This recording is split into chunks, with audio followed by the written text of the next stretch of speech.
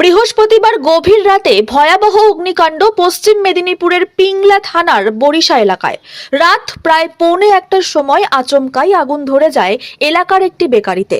স্থানীয় এক বাসিন্দা দোকান বন্ধ করে ফেরার পথে ভেতর থেকে ধোঁয়া বেরোতে দেখে সন্দেহ করেন।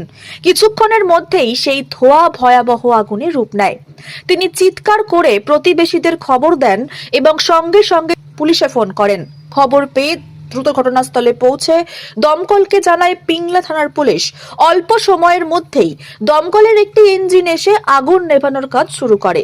প্রায় 1 ঘন্টার চেষ্টার পর আগুন নিয়ন্ত্রণে আসে, কিন্তু ততক্ষণে পুরো বেকারি পুড়ে সম্পূর্ণ ধ্বংস হয়ে যায়। স্থানীয়দের অভিযোগ, দোকানের ভেতরে থাকা দাহ্য জিনিসপত্র আগুন ছড়ানোর গতি বাড়িয়ে দেয়। ঠিক কী কারণে আগুন লাগলো তা এখনো পরিষ্কার নয়। শর্ট সার্কিট নাকি অন্য কোনো কারণ তা জানতে পুলিশ ও দমকল যৌথ তদন্ত শুরু করেছে। যদিও কোনো প্রাণহানি হয়নি, কিন্তু মালিকের বড়সড় আর্থিক ক্ষতি হয়েছে।